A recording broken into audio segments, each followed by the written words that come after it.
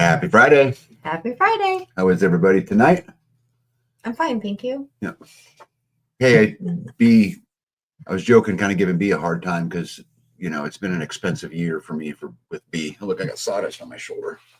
Anyway, what are you talking about? Because, the barn and the tractor and, and we were kind of joking about it with my buddies today. And anyway, I was going to order something for B for her birthday because it's coming up here pretty quick. And I said, you need to get that picked out so I can get it ordered. Because she said, why? And I said, well, because of your birthday. And she said, and I quote, every day is my birthday. Every day is my birthday. So that was pretty nice. But anyway, let's get some hellos in. Nostradam, ... is in the house. Good to see you. Was first. Rickster, how are you? Skanes girl, hello. When will you be up next? The Terminator is in the house. Let's see here. Good to see you. Canberra, welcome. How's Texas? You guys are going to get some cold weather coming up. Kent, good to see you, buddy. Beth Emily, hello. Let's stop right here. Gypsy says, hello, everyone. The guys wore me out today watching the construction. Thank you, community. This will help Louise so much. Mm-hmm. Yeah, we actually, I got to hang out with Gypsy some today, and I hadn't really seen him since his surgery in person. I talked to him on the phone a few times, but so we got to go over there. The mission today was to enclose the water room so the water would quit freezing and get the grid down solar system up and running so that Lou, his beautiful bride, could run the water without having to turn the generator on. And so we spent the day over there, got it all done. And now she can walk in and flip a switch and the pump comes on and, she's pumping water, no more generator. And hopefully we got it closed in enough and enough heat there that pipe will quit freezing. Because, when Gypsy ended up having to have the surgery, it was kind of the best timing and kind of the worst timing. It was the best timing because it was through the holidays. People had time off, those kind of things. But it was kind of the worst timing too, because given another 3 weeks or a month or 2 months, a lot of the stuff would have been done and it would have made it a little easier, to kind of make it through. But anyway, we went out there, spent the day, didn't take any pictures, didn't film anything. We just got out there to work. I was running all day long. In fact, and you can ask me, when I got done there, I raced home and came up here. Yeah. So I have not done anything else all day long. But how many people were out there? So let's give some special shout outs real quick. Obviously, Indiana Mike was there, who always plays a big role. Super nice to see him. Also, Joe from American Roots was out there. That was nice. Had a big hand there. Sharpshooter himself showed up, which was pretty cool. And his son's such a big help in everything that he does. This young man pretty much laid insulation all day long. You insulated the room too? Oh yeah, babe. So you put the ceiling on? We put the ceiling on. We put plywood on the ceiling. We insulated it. We did the walls. We did everything. Put a door in. Did you put the drywall on the walls? No, we put OSB on one side of them to kind of keep it in. We also had Moo was there. Oh, nice. Moo Buckaroo.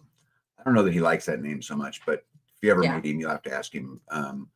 The story there. And then again, we got to hang out with, Jeff just a little bit. MMR was there.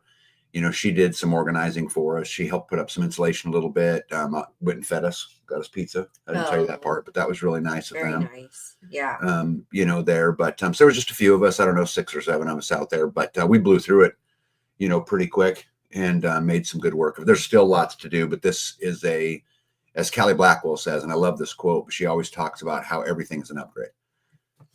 And it's just so true because although Lou was doing it fine before, I mean, for any of you guys that know Lou is a tough chick. She's making it happen. She's tough. I mean, you're not going to rattle her all that much. And she's going to bite down and do what she needs to do. But now instead of going out, getting the generator, trying to get it to start in freezing cold weather, letting it warm up in order to get the pump, defreezing the line, trying to get the water out of it, carrying the water to the animal. And, instead of that whole fiasco, she still gets to do it, but we just got to shorten that time frame a little bit, and it was really nice. I really enjoyed hanging out with him today. It was so nice to see Jeff.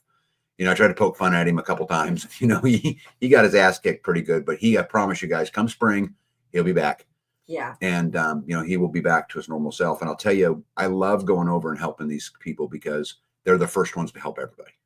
They sure are. They are. And, they've earned this over and over and over again. And so it's my pleasure. And I'm just really thankful that I got to be part of it. Bessie, good to see you. See here, Beth Emily. Hello. I might have already said that. Let's see here. Oh, Silver Linings in the house. There's a future Kansan. Hello, friend. How are you? Yep. RN, good to see you. Let's get down here a little bit. Carrie Davis. Yep, from Arkansas. You're going to get some weather. Yep, one step closer. Another future Kansan. Good to see you. Yep. Tina Conkle. Hello, hello. Jesus, welcome in. Jane, hello. Life with Mike and Jen. There's future Kansans. They don't know it yet, but they are. Yep. That's right. That's right. Their feet are going to follow them here someday. I can feel it. Yep, Jane, good to see you. Will be cool. Good to see you. Gregory Kissel, welcome in. Silver Lining says happy birthday. It's still a little ways away, but soon. Yes. Every day. Yes. Every day. And the greatest name on the internet. Half Bubble Off Plum. Good to see you.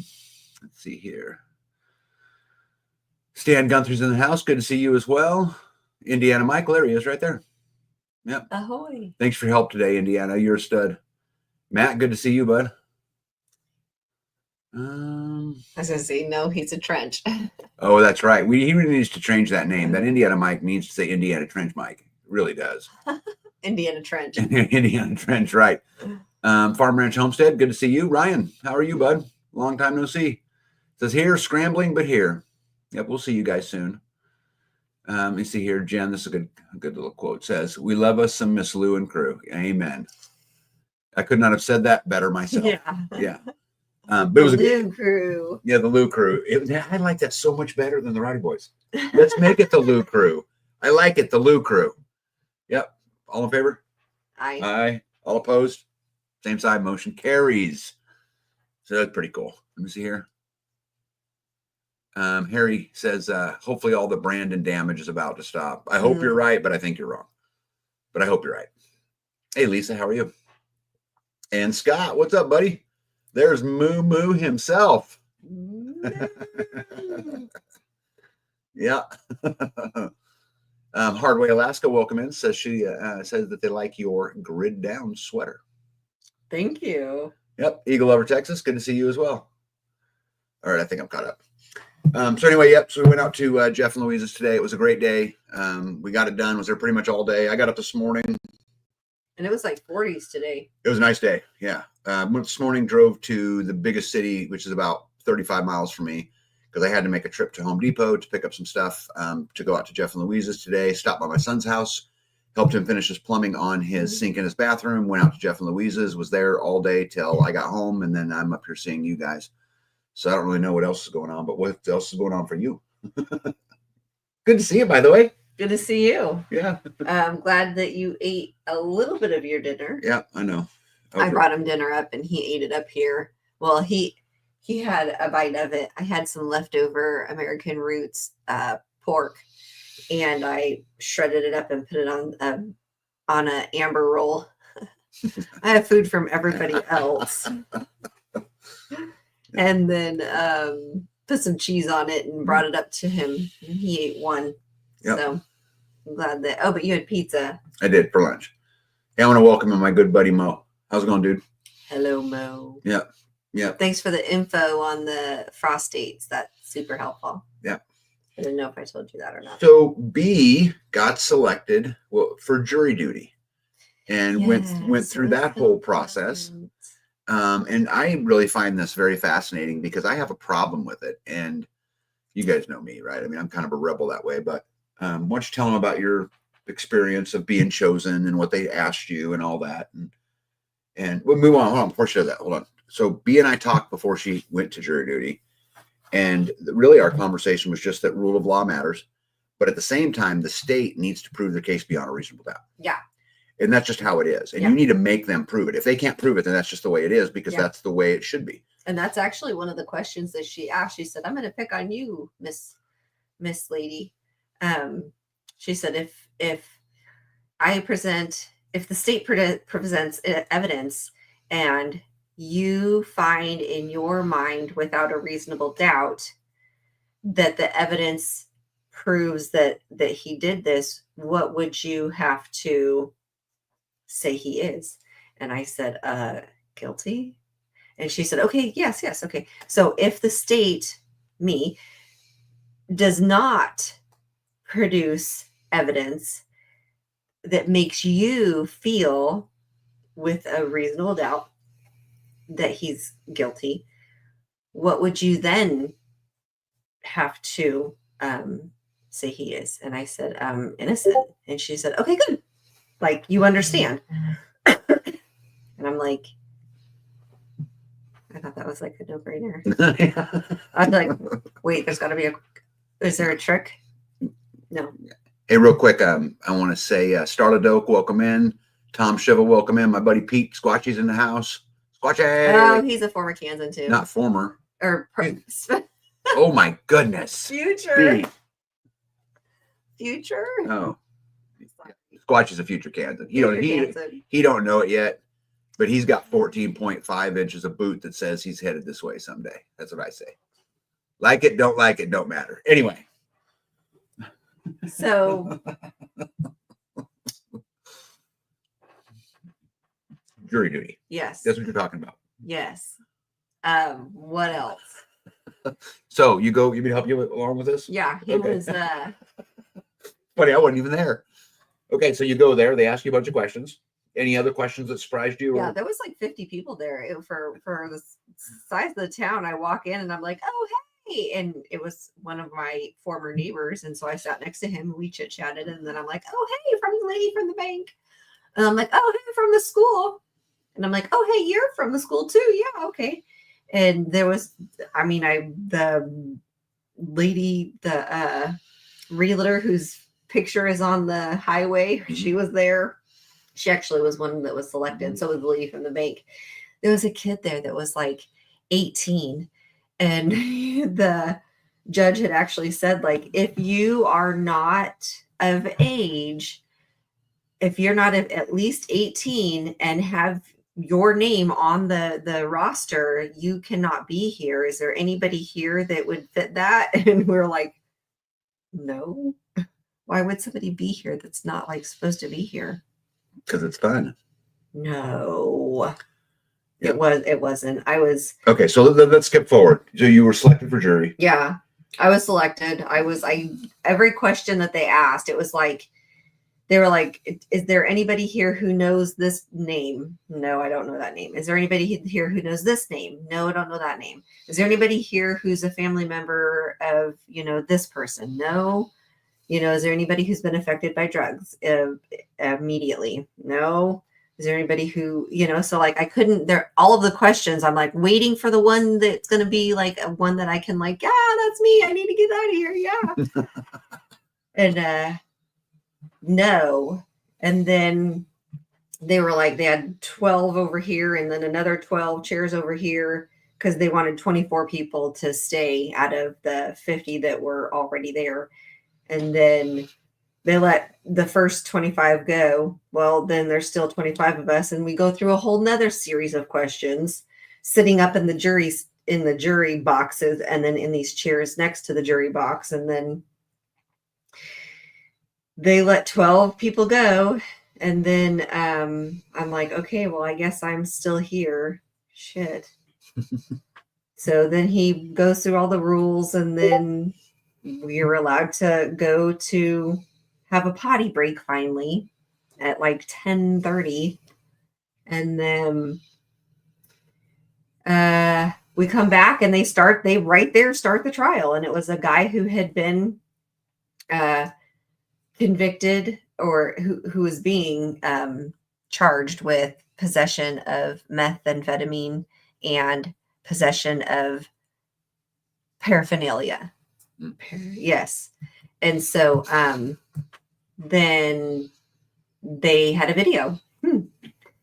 Wasn't a video body camera, but it was a dash camera, and you could hear actually. So the dash camera is on the cop car, and you can hear all the way to what they're saying at the people at the other car. So we were not allowed to see when the stop was like what happened to make the stop happen. We were told that it was a following too close situation and what was initially thought of as plates that are Expired. expired plates, which actually ended up not being the case. It was actually an expired insurance, which I didn't know that they could tell that, but the police officers can tell that when they pull you over. They can tell if you have insurance before they ask you for your proof Then of why insurance. ask you for it? I don't know. So the guy had his tags were current, but his proof of insurance, his insurance had lapsed. And so the police officer, the video starts when the police officer turns on the lights. So when he turns on the lights, the camera starts. You can see the car in front. It has its blinker on. It's being pulled over. The police officer pulls over. He walks up to the passenger side. He asks he leans in and he says, I can smell it. He says, I can smell the Mary Jane. But he said the other word. I can smell it. Who has it? And you could hear them say, no, we don't have it. No, we don't have it. And so he goes, look, I'm going to be cool with you guys. If you guys are going to be cool with me, who has it? And they were like, no, we don't have that. We don't have that. And so he says, okay. And he says, I need you to get out of the car. He says, I'm going to have to search the car. You guys understand that, right? And so they were like, okay, yeah, I suppose. And so he said, real quick, Sharpshooter, welcome in. Mary Michelle, welcome in. This is just really important to get to everybody. Let's see here. Leela, welcome in. Sorry, guys, I'm way behind. Hey, American Roots, welcome in. Lazy Loper, what goes on? Oh my goodness, sorry guys, I'm way behind. The Instigator's in the house. Good to see you. Dorothy Holloway, good to see you. Okay, you're up. Okay, so he says, I'm gonna need you to get out. And he points at the front passenger. Front passenger gets out, but she is a large lady, and she like reaches her hand up on the top of the car and like swings her body out, and she stands up, and she's at least this much taller than that police officer, and she's big on top and like littler on the bottom. He says, I need you to walk to the front. And so she's on the phone the whole time. She gets out of the car with her phone. She walks up to the front and she stands up at the front of the car. And he says, I need you to get out. And he points at the rear passenger. And so it was a girl. She had a dog. And she says, I'm looking for the leash. And you could see them like moving around in the car. And so one of the other jurors said, look, because we were allowed to take the video back and watch it after they presented it. And we were in deliberation. And so one of the other jurors goes, look, you could see him moving all around in the car through the window. And the police officer says, hey, quit fumbling you. And she says, okay, passenger, get out. Come on. And he goes, I've got the leash. I need you out. And so she gets out. He hands her the leash. They walk. He points. He walks up to the front. And there was a car that he had been following, which was the following too close. And they were traveling together on their way to Nebraska. And so that car had gone up to the overpass and turned around and came back on the opposite way. And so the police officer was like, you need to get out of here, that you can't park there. And so he was telling the girl with the dog, you have their phone number. You need to call them and tell them they can't park there. Get out of there. So it was like already a chaotic situation. He already had two girls out of the car and over to the front of the car, not cuffed or anything, just like, hey, get up and walk over there. So they could have had something on them, but you can't see them in the front of the car. And so he says to the passenger, you need to get out, or to the driver's side rear passenger, the man. And I assume the driver was a man. I'm not 100% sure because they don't allow us to see any rest of the video, just what I've said so far. So then the male rear passenger gets out and walks around, and he comes over to the police officer on the shoulder, and the police officer says, turn around. and put your hands behind your back. And so he puts his hands behind his back. He had lit a cigarette on his way over, and the police officer said, "Put that down. Why did you light that? Put that down." And so he puts it down, and then he says, "Put your hands behind your back." So he puts his hands behind his back, and then he said, the police officer starts patting him down, and he reaches to his pocket, and he says, and you could hear this, he says, "What is that?" as he's patting him, and he says, "It's a pipe." And he says, "Okay." He says, "I'm going to put cuffs on you to hold you for now." And so he took him out, he put him in cuffs, and this guy's just standing there. And the police officer leaves him and walks over to his car and grabs a pair of gloves and starts putting them on as he walks back towards the guy, because you could see him putting them on. Gets over to the guy. He reaches in the guy's pocket, and it's a sock. And he says, "Is it just a pipe, or is there, or he says, what kind of pipe?" I think he said. And then he said, "Meth." And then he said, "Is it just a pipe, or is there meth there too?" And the guy said, "There's some there too." And he said, "Okay." And then you could see kind of parts in there where the video looked like it like skipped. So, but I think they had said that that was part of the video processing, but to me it looked like it wasn't like a fluid video, if that makes sense. Like if you're standing here, you should still be standing here, not standing here, and then your hands are down. So anyway, the video skips forward. The cop, another police officer shows up. The first police officer reads the guy his rights. The second police officer shows up, takes that guy. The first police officer is then, the video skips, and then the cop is standing at the back of the car he pulled over with bags, putting the things in bags. One, evidence 1, evidence 2, and evidence 3. There were 2 bags of substances and 1 bag of pipe. And so those were all submitted. They had sent those to the Kansas Bureau of Investigation to have them tested to see what they were.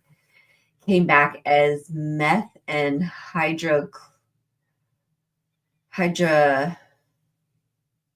not like codone or anything like that. It was like the crystal part of it is what the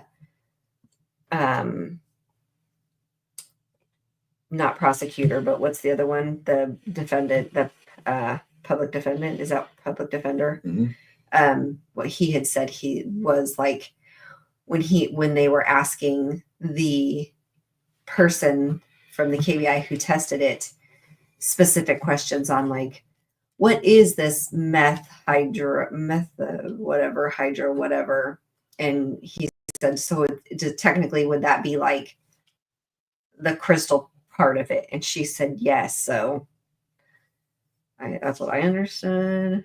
But anyway, the evidence, when we were back in there, we were allowed to look at the evidence, so I got to see what meth looks like. It actually looks like icicles. Hey, real quick, Yoda, welcome in. Paradise Stanley, welcome in. And there's a whole bunch in here. Jane Baden, welcome in. Redneck, good to see you. Oh my goodness. Juby Joe, good to see you too. I got some news for you on Israeli News Live. Brett Boyd, good evening. Sorry, I need to do this. Super important. Okay, got it. Good. Continue. What? So anyway, you go to the trial, right? Yeah. And tell them what the rules you had to work by. Because to me, this is the important part. I went in there and I was like, Dana Green, welcome in. I went in there and I was like, I'm all for this guy. Like, guys get railroaded all the time. Like, the state is going to have to prove their case. Like, I am all for the case having to the state having to like prove without a reasonable doubt that this is what has gone down. And so when we went in there, we were 2, we had to agree, was he guilty or not guilty of possessing the pipe? And then was he guilty or not guilty of possessing the meth? That's it. And so there were like 7 or 10, no, 12. I think there were 12 like rules that we had to go by. And they were like, that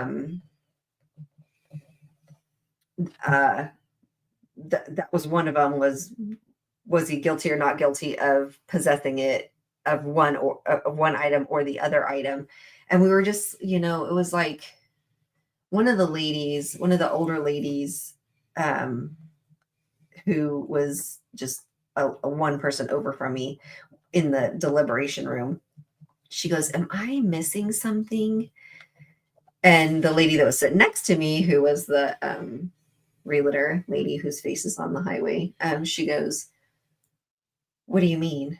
And the lady goes, "Well, I can understand if it was like a situation where was it lawful if they pulled him over, or like if there was something to actually be like, determined, but like, was he guilty or not guilty of having these items? Well, the video showed that he had the items, and the video showed that he knew what the items were before the police officer pulled them out of his pocket." Like, she goes, "Am I missing something?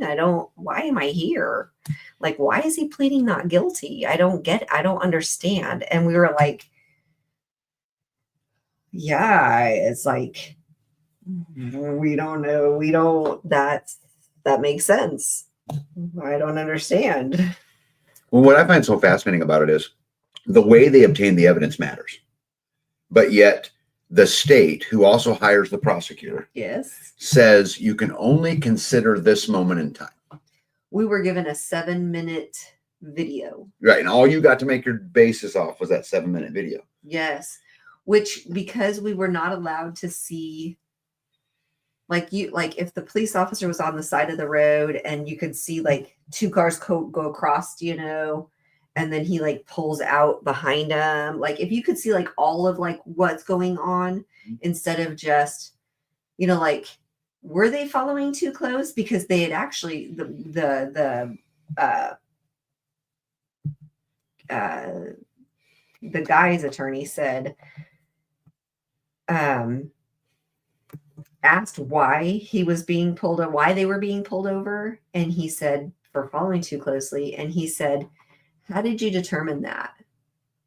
And the guy said, and he goes, "Well, what do you mean?" And the attorney said, "Well, like when I was a kid, they would say like count like 1 Mississippi, 2 Mississippi." And the police officer said, "Yeah, like that's we determine by how fast they're going by counting in seconds." And so it's like a completely arbitrary mathematical figure by this guy, who walks up to a car and says, "Where's it at? Because now I have probable cause." Which, by the way, they never found any marijuana. We were told we don't know. We because I had asked, because I was like, "Wait, does this stuff smell?" Because the guy said, "Where is it? I smell it." And so, if it was not found, how did he smell it? I mean, I guess they could have eaten it, right? If they pulled it out and ate it, that would happen. If they just thought that they were, I mean, how much can you eat in the second that it? I don't know. Well, anyways, in this particular case, the guy on camera says, "Okay, here's my crack pipe," right? Well, no, I mean, he took it out of take it out of his pocket. But my point is, he said, "I have it. It's a crack pipe." He said, "That's all fine." Yeah. But I think, and guys in the audience, tell me if I'm right or I'm wrong. No, not crack. It was methamphetamine. Meth. But that's tell me if I'm right or wrong. But I think the manner in which they obtain the evidence matters to the case, because if they obtain the evidence wrongfully, that case should be thrown out, because that's our Fourth Amendment right.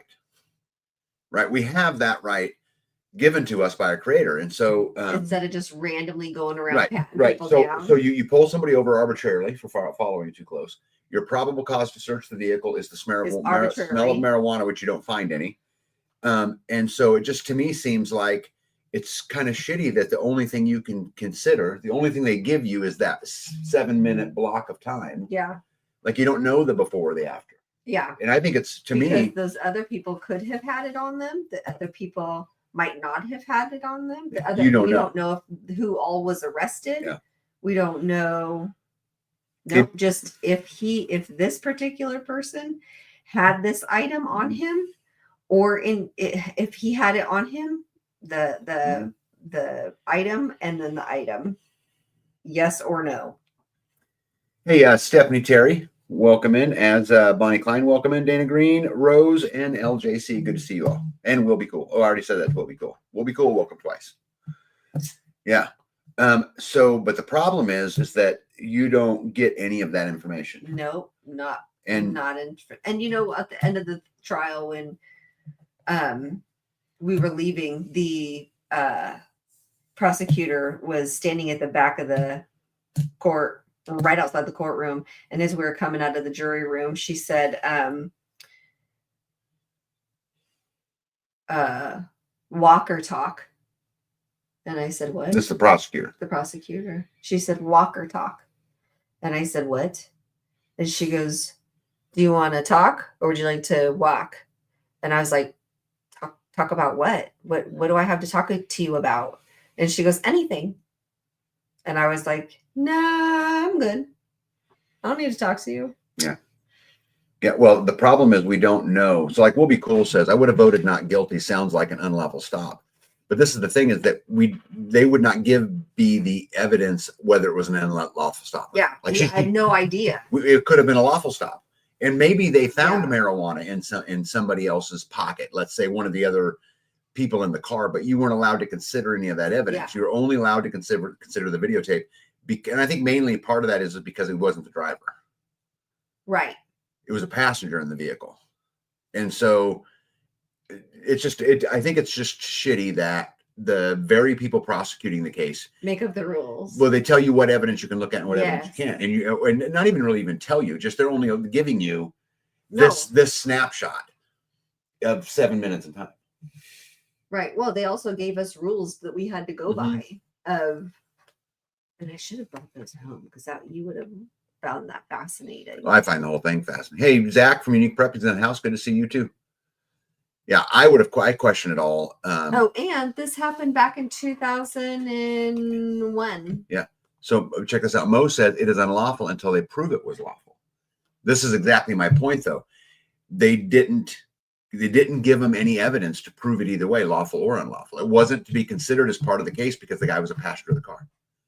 So why they were pulled over, following too closely, wasn't part of the case because what they were arguing expired tags was that the passenger had a crack pipe. No, meth. See, I said crack too, and they said no, it was meth, and I was like, yep, jury instructions. I want to point out one other thing that I think is important, and I've said this on this live many, many times, that maybe jury duty is one of the ways we can actually make a difference, and that we can go in and really hold the state's feet to the fire in following the rules. And maybe that is because I've had several comments on here like, well, you should have just wore a Freeman shirt. You'd have gotten out of it. I don't know. We want to get out of it. I mean, maybe it is a great way to serve, but then B goes through something like this, and I think, well, how would you come to any other conclusion but that he was guilty? Because clearly he was on videotape pulling the pipe out of his pocket, and he admitted it was a meth pipe, right?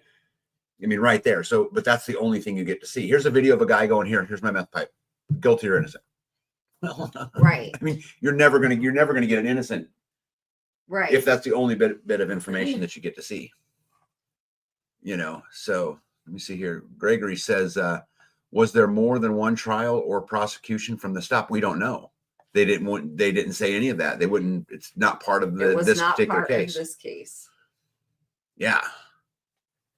Here you go. Will Be Cool said, if they won't tell you the circumstances, then not guilty. Police need to lose their qualified immunity. I agree with this. Mario says the bottom line is if you don't give them a reason to pull you over, they won't. Somebody looks suspicious and drew attention to themselves. Well, Mario, I think the one thing I would challenge to this, if they're driving by and I'm wearing a "Don't Tread on Me" hat, does that qualify as looking suspicious? Could. Because to some people it would. Yeah. Right?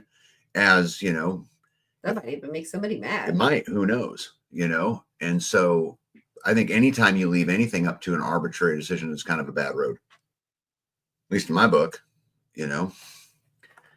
Jesus says, had a defense attorney ask why we found the client guilty and wanted jail time. We told him, and he said the defendant had threatened to kill him before the trial. Yeah, sometimes cops get bored and fish. I think it's creepy. And, you know,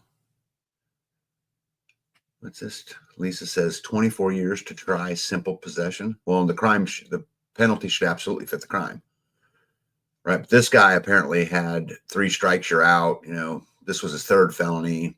I don't know. We don't know what happened, but I never thought about the angle about an unlawful stop. Full video should have been played. See, that's what I think too, right there. They give us all the evidence. This is what happened, and then let a jury of our peers, you know, decide. Well, and I think that in order for a jury of your peers to decide, they have to know all the facts. And if there's a video out there, why would they not be privy to that information? I don't know. That's silly. So here, Mo says, looking suspicious could be they were the cop's ex-wife. No kidding. Or the boyfriend. Yeah, they might be wearing a hat that says F the police, and then you're just asking for trouble. That's true. Well, but except you have a right to freedom of speech. You should be able to, I mean, you know. Come on now. I know, but. When you go around poking the bear, you're going to get bit. Freedom of speech is absolute. There's no part of our existence that says you don't, you know, you have the right to never be offended. I understand. Expressing yourself. Here, babe, let's go take it another way. Where does that stop? Because we go into commissioners' meetings, and I've had words with them a million times, right? Right. Is that suspicious behavior? No, I think that you should be able to have conversation. Okay, so how is me telling a county commissioner that they are weak, they're not doing their job? I think it depends also different than wearing the police hat. I don't know. It's a slippery slope. It's a slippery slope. Slippery slope. Yeah. I don't even know where I'm at, guys. Sorry. I'm just gonna go to where I'm at. Following too close sounds like an excuse to pull someone over. Yeah. They don't like engineer on juries. I wonder why. I didn't know that. But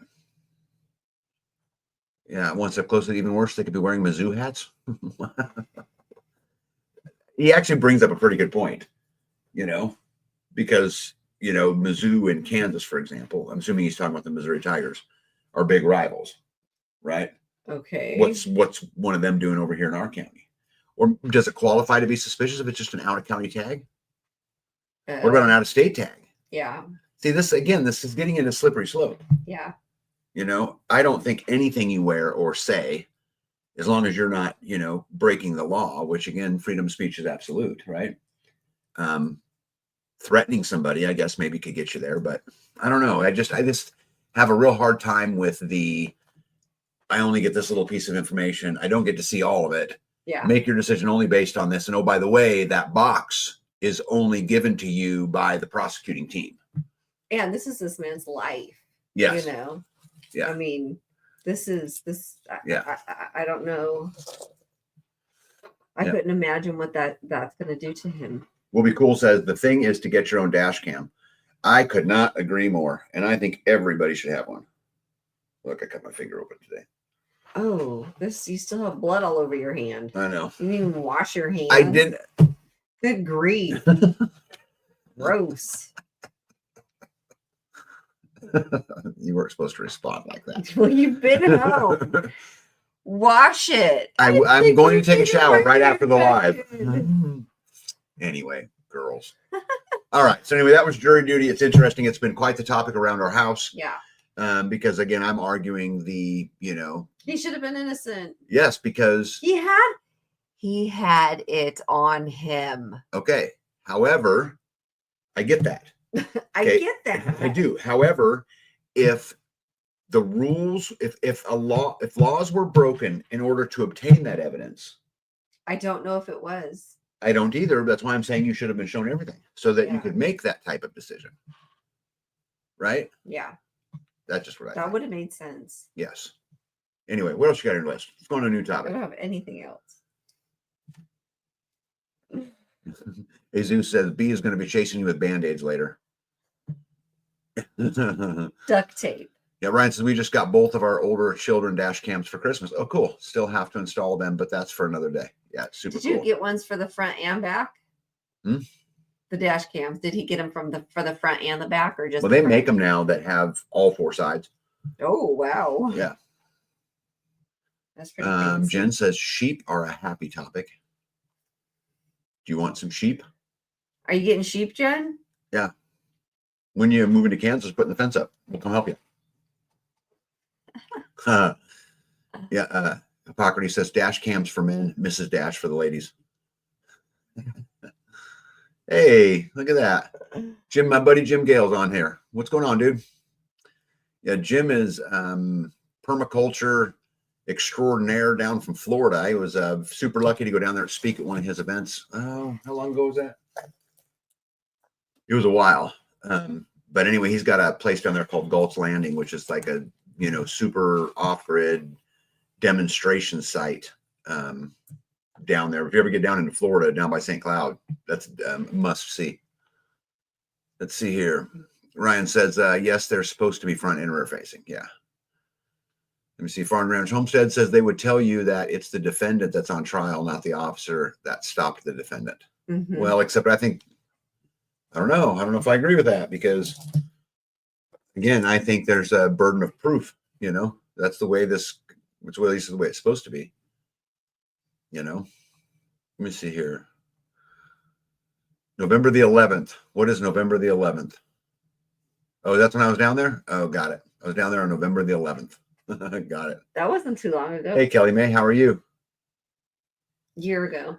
Oh, got it. Jen says, no, just sharing Pizza Squatch's sheep channel. Got it. Wonderful. Yeah. Thanks for doing that. Let me see here.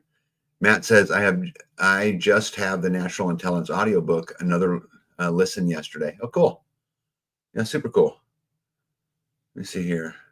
That was the date of the event, 1111 when you visited. I'm looking forward to your next visit. Yeah, I'm looking forward to. I'm going to get this year. I'm going to get back on the road a little bit. I think when in 2023 I didn't do a lot of it because I was just busy with other things. But 2024, 2025. Sorry, 2024 was not eventful. Right. 2023 I was gone a lot. So anyway, I'll probably do some more this year, at least at some point. I thought you were going through the pictures because that's all my with Christmas Yeah, party. what else you got there? Jeff and Louise's house. Okay, we can just get into some of it. Sewer line. You want to see a cool picture? So me and B had to go to a Christmas party. Look at that. Isn't she beautiful? I totally married up, huh? I brushed my hair. I know, right? How rare. You ironed your clothes. No, you ironed my clothes. I ironed your clothes. I dressed you. No, because you would have had a tie on if I dressed you. I don't wear ties anymore. Sloppy. I do not wear ties anymore. Walking around. It's funny. I'm in a lot of boardrooms, and you're the only one without a tie. I'm the only one without a tie. But I should tell you something, buddy. Nope, I don't wear ties anymore. I've given up my ties. My ties have been 100% retired. Should we get rid of them then? That's fine. I'm not going to wear them anymore. So that's just that, right? Hey, Zeg's in the house. What's up, Zeg? Oh, They wanted to know what the verdict was. RN says, B, what was the verdict? We found him guilty. I mean, come on. I don't know how he could have not. Well, maybe if he had all the evidence.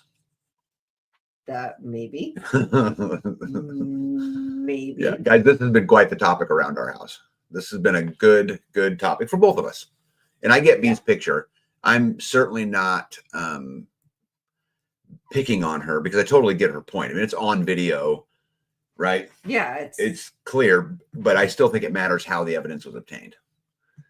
When I says, what's a tie? Isn't that something used to support a railroad track? Yeah, something like that. Yeah. Yeah, here's the thing about the reason why I won't wear a tie anymore. So I gave up my corporate world, and I still do some of it. I still sit on a few boards. I still do all of that, but I'm not choking myself anymore. I'm just not doing it.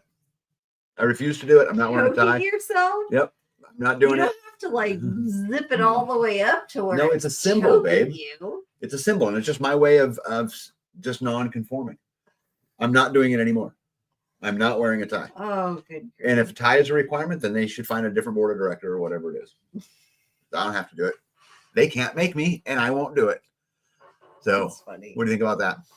You're do as you want. Yeah. So, you boo. I want to show you guys this picture. This picture was taken today, the first grid down picture, and that was us turning the power on out at Jeff and Louise's.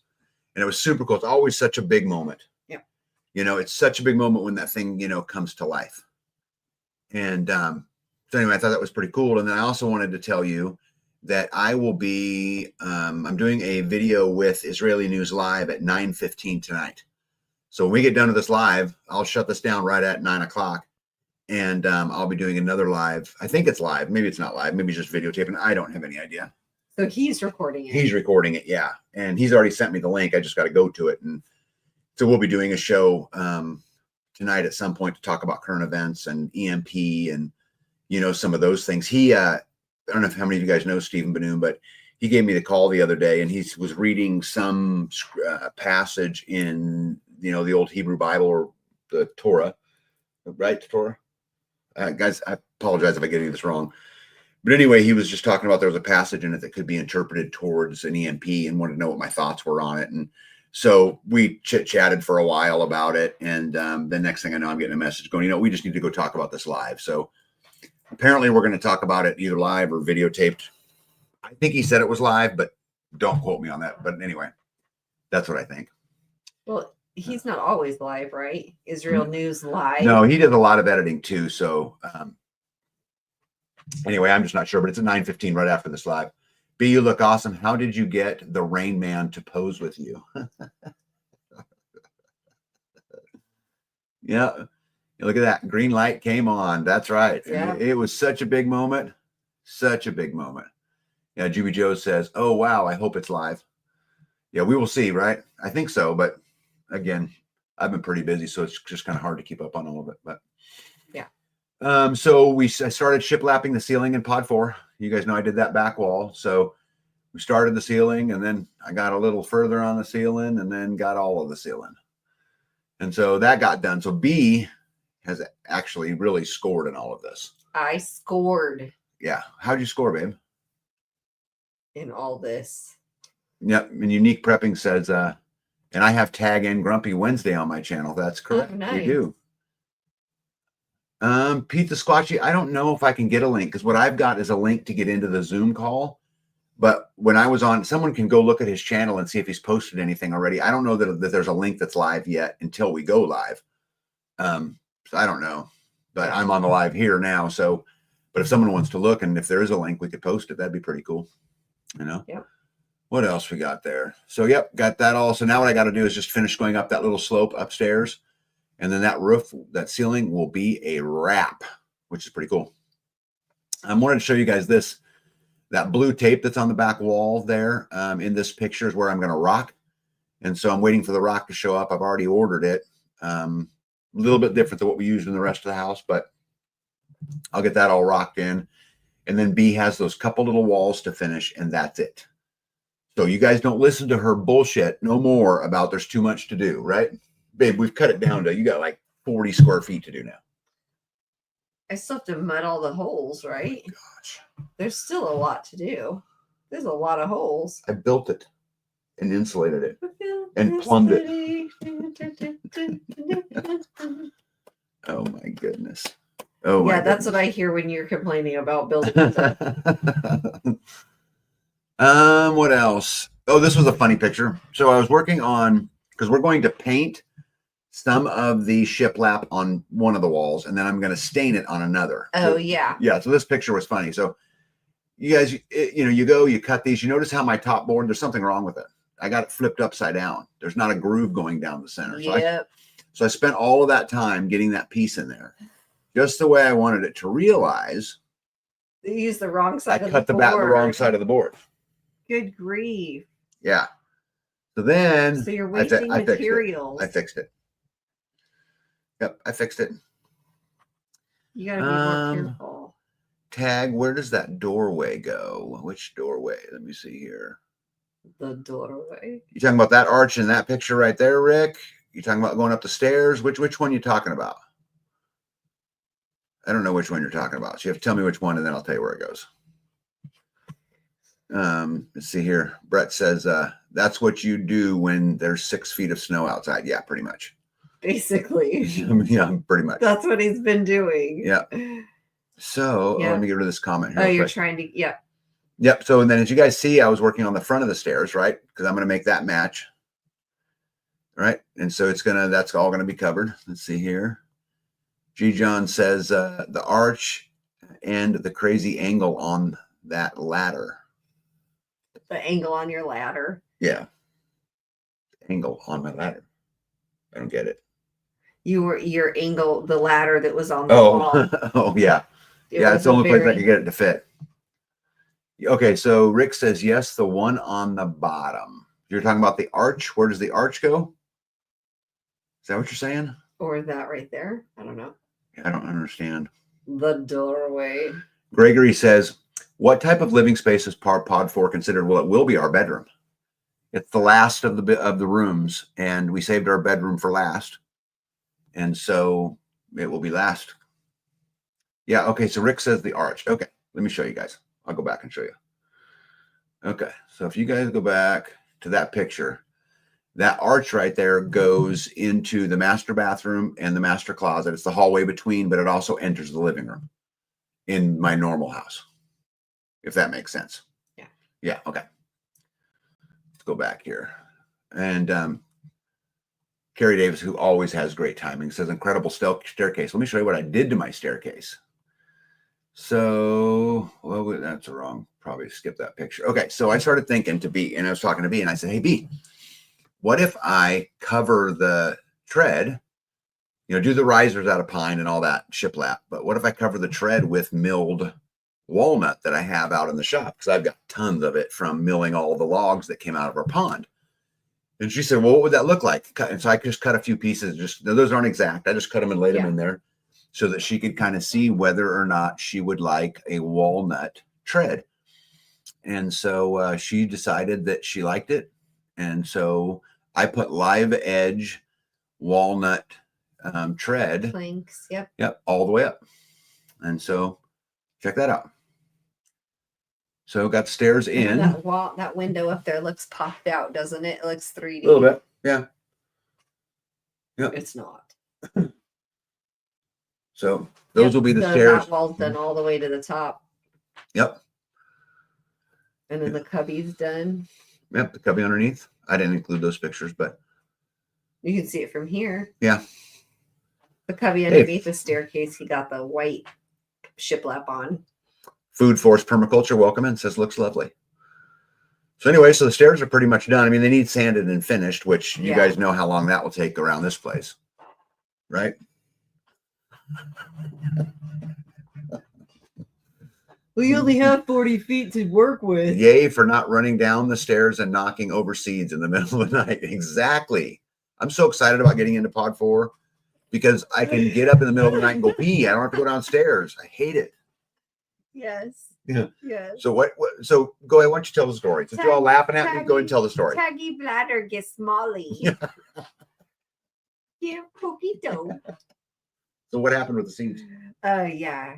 You did some moonwalking on him. I did some moonwalking. So I had to go to the bathroom in the middle of the night. It's dark. I come downstairs. Rushing. And the girls have got seeds drying in pans all over the kitchen. Crates. On the crates and on the floor, they're all stacked up. Yeah. Well, it's dark. Yeah. So as a bull in a china shop that I am, anybody that knows me, right? I just crashed through it all and fell, and it was, And I was like, I understand. Okay. I understand running into these because you're in a hurry and you're trying to get to where you're going. But how did you involve those ones over there into the mix? Like, I don't understand. It's like a bowling alley. When you hit the middle pin, all the pins go. Yeah. But I just did not understand. It was an incredible display of peace the next morning, let me say. Amy B, welcome in, and Tulip Little Angel, welcome in. Tulip Little Angel says walnut is a beautiful as a floor or steps. Be aware because it's soft wood, it can be dented. High heels will damage it easily. Yeah. Yeah. You know what? If this wasn't in my master bedroom, I probably wouldn't have done it. Yeah. This is gonna get just a little bit of use, I would imagine. Yeah, LJC says, I have watched so many YouTube channels where they have off-grid cabins with outhouses. You are so lucky to have an indoor bathroom. Although I get it, I want a bathroom on the same level. Yeah, I do. And I'm certainly not, I am certainly not complaining because I do have an indoor bathroom with hot water that flushes living off-grid. Yeah.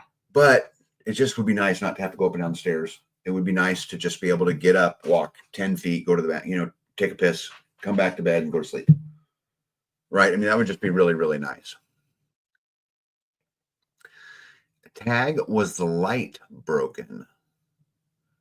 Was the light broken? You talking about in one of my pictures? Yeah, the one in the kitchen when you spread the seeds. Oh, I'm looking through my pictures and I'm going, a light broken. Yeah, no, it wasn't broken. I just didn't turn it on. I was wondering what you were going to say to that. Well, I mean, I don't know how I can, work my way out of that problem. Probably not too well, huh? All right, what else we got here? So we went to the auction, right? I had an auction coming up, and this is the reason I went to the auction right here. Yes. Right. B really wanted a mower. And this one I liked a lot because it had the 2 wheels in the back. Everything was well taken care of. I can tell it had been indoors the whole time. I didn't buy it. Mahindra. Right. I didn't buy it. Yeah, I know. That's okay though. Yeah. So it sold for $1,475. I was a player to about $750. After that, I was no longer a player because I'm at auctions enough and I've seen enough of these get sold that I don't have to pay $1,450. But I did. This is the only thing I bought. I bought that stack of panels right there, and they are typically at least here. So these are I'm talking about the silver panels closest to you, the pile closest to you. There's 20 of them, but and they have these little pins, and you set them together, and it kind of makes corrals and things like that. Yeah, the shiny silver ones. Typically at the auction, and as you guys can see, there's snow out and stuff, but. So I figured not a lot of people would be there. There'd be some good deals, and there was. This is the only thing I bought. But anyway, so typically at the auctions around here, those go for about $200 a panel. Typically here, and so yes. Why are you playing with them? I'm just who cares? You can hear them. Anyway, they're about $200 a panel, and so I was standing in line, and I bought them all for $100 a panel. So that's the only reason I bought them. It's because they were $100 a panel, and B's been wanting some, so. Just portable corral panels. Yep, Matt, you're right. Let's see here. Zeg says, does the seed incident mean your install light motion sensors? I probably should. No, what it means is we need to finish pod 4 and get our butts down into our bedroom. That's what I think. I was wondering about the auction and if it was worth going. It was just too damn cold and I wasn't feeling it. Yeah, you know what? I go to every single one of them because there's just deals. I can give you an example. A buddy of mine, one of our community members who lives across the road from me, he bought a stack of almost new T-posts, a whole pallet of them. There must have been 50 or 75 on there for $1 a T-post. That's a good buy. Yeah. And I was standing there. I just wasn't going to bid against him, but that was a good buy. Gregory says, I have some of that type of panel. Are they 10 or 12 feet? They're 10 foot. Like I bought 20 of them so that we can make baby runs for the baby cows or whatever he decides to do with them. We need to do with them. And so we brought them home, but that's really all I got bought as far as the auction goes. Right, babe? Yep.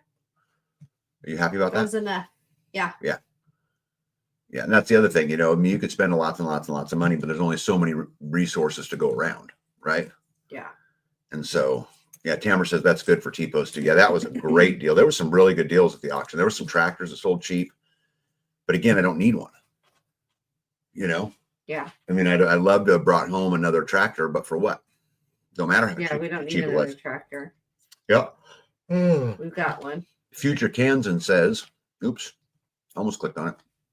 2 years ago, I bought a 36 by 48 mare motel with a heavy 24-foot panels with welded 2x4 wire panels, all for $500. Yeah, see, this is why you go to the auction, right?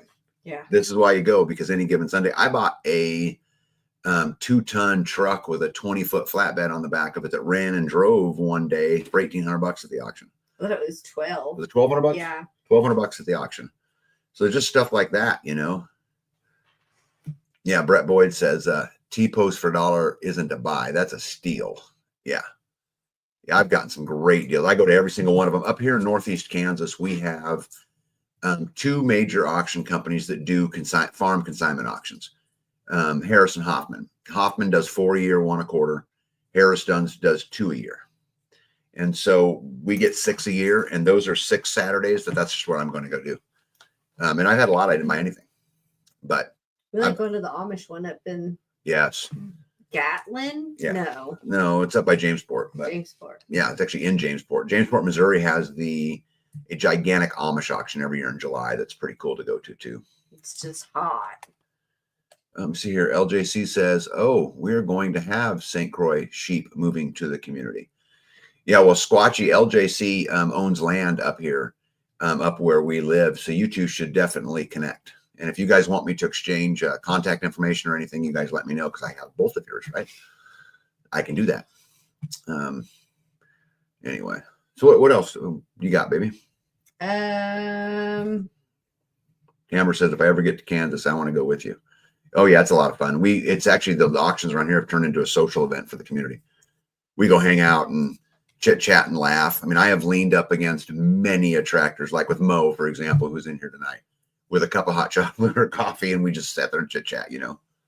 So it's really, really pretty cool. Hey, Rhonda, how are you? Good to see you. Did you put the sewer line in there? No, I didn't, but you could talk about it. I had to dig up I walked out to do chores and came back onto the back deck, and I could smell something. Like, what the heck is that? And I walked over to, we had connected pod 4 sewer into the main sewer line right before it went into the tank. And so right there, that section is exposed. The line is exposed. So I was like, that smells like the sewer. So I walked around the backyard and went, and we have where we had connected the 2 lines, we had put a rubber boot that had what is that screwed on a hose clamp? A hose clamp. It had hose clamps on it. What are those thingies? Those round thingies? Yeah, they have screw holes. They have screws on them. So there were hose clamps on them. So I had to dig it out so that I could work that pipe back on there. I had to find the problem and then dig it out and then get it fixed. This tag wasn't here, and I had to do dishes. But she fixed it. The dishes. She took care of it. That's the dishes line, the kitchen line.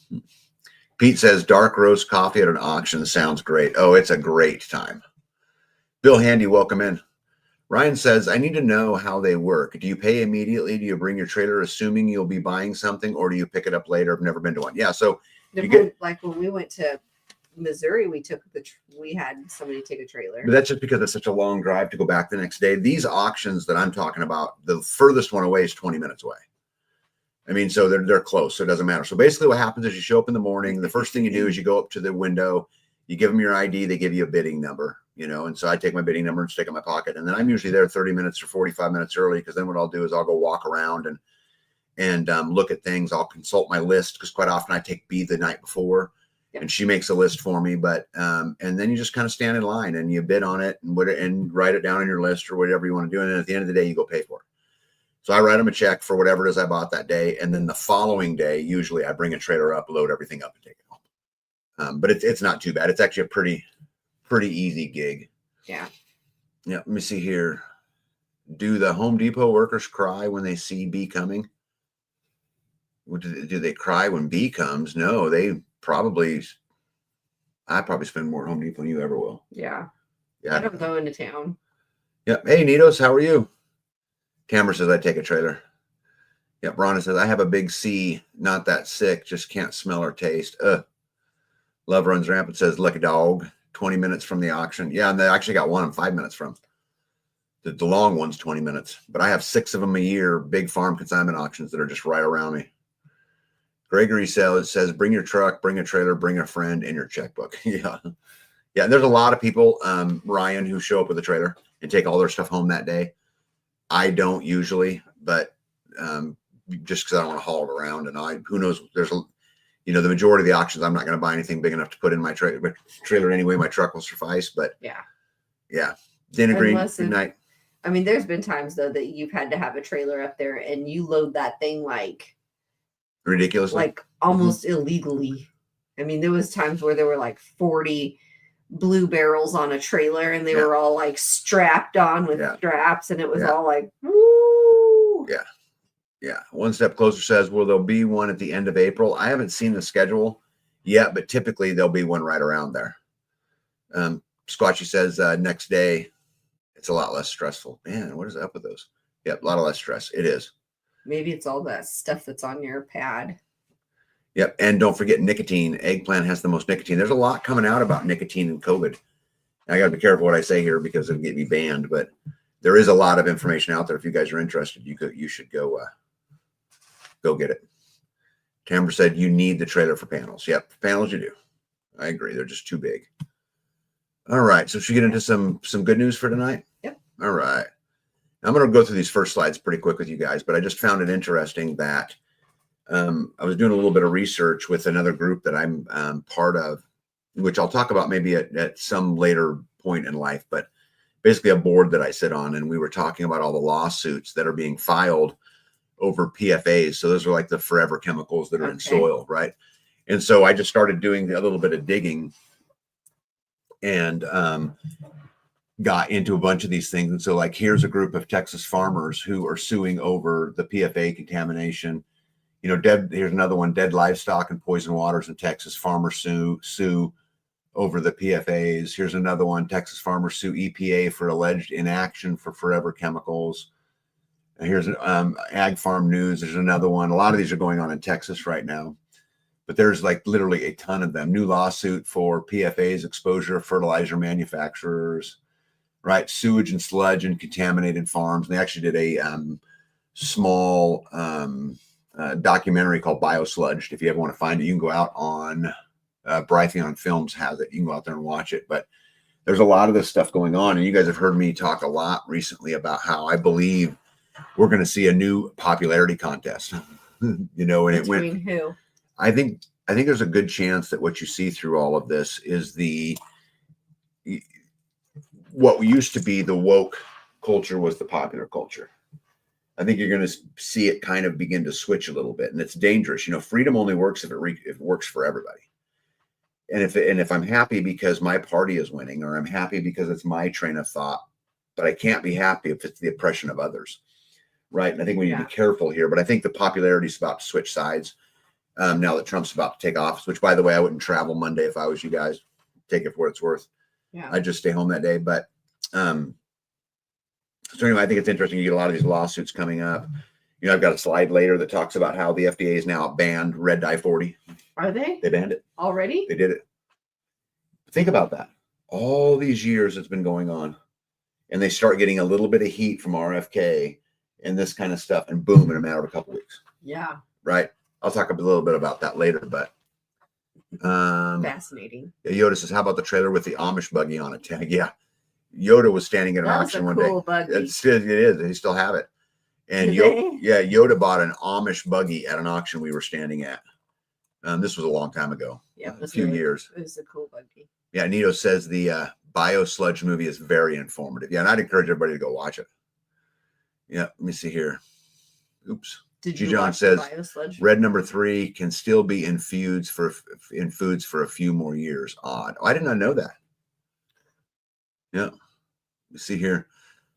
Jen says everyone needs to grow some Buffalo Seed Company tobacco. I agree. 100% agree. All right. What do we got next here? Oh, yeah. I wanted to share with you guys just some pictures of the fire in California. I'm going to take me and B off the screen here real quick, so that you guys can get the full effect of these pictures, because they are just, and I'll go through them kind of slow, but it's sad to me that these people have lost everything. It's just like the people in North Carolina. Do you guys find it interesting that the people in North Carolina have been forgotten? They have. Yeah. Well, have you noticed the drones have gone away? Oh, they are. Right. I could go on and on and on and on and on about that. But I thought I'd just go through this and just share some pictures with you guys of the fires that went through there and how just absolutely devastating that would be, you know. And we prepare and we try to do the right thing, and we, but at the end of the day, I mean, look at that lady. She don't even know what to do. It's just super sad to me. Look, talk about giving up, right? Like, what do you do next? What's so crazy about it is in California, the permitting process to get a new home is hard. And so these houses are burned down. The value is through the roof. The insurance companies are going to give them a portion of it. How are they ever going to rebuild it? Oh, they don't want them to rebuild it. Of course they don't. And the permitting process is going to get hard. I'm going to talk about that a little bit later as well. Let's see here. Yeah, let me see. Rick says, tag any opinions on Trump and the Panama Canal, Greenland possible. Yeah, I do actually. I have a lot of thoughts. We talked about it a lot last week. I've got a few slides later, Rick, and I'll jump on that. It says, oh yeah, it's Band-Aid. Everyone was talking about it at the store. Yeah, but yeah, Pete says it's horrible. It is just absolutely horrible. Hey, Big B. Good evening, Woodcookers. Good to see you. Leela says, forgotten, ? The people of North Carolina were ignored from the beginning. Yeah, they were. That's and I probably should have said it that way. But what a shame. I mean, even whether it's North Carolina or California, I mean, how is it that we're sending, hundreds of billions of dollars to the Ukraine, and yet they're offering people in North Carolina, $700 and people in California, $770. Like, what's that supposed to do? And what do you do with that? You can't even get an airplane ticket from your family to leave the area for $700. Is it weird that washing machine right there is on its side? If the house burned down, wouldn't the items remain in the places that they were?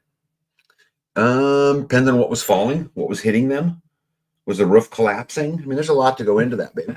Because there's no roof around it. Remember when FEMA said they didn't have any money for North Carolina and Tennessee? How come they're not telling California the same thing now?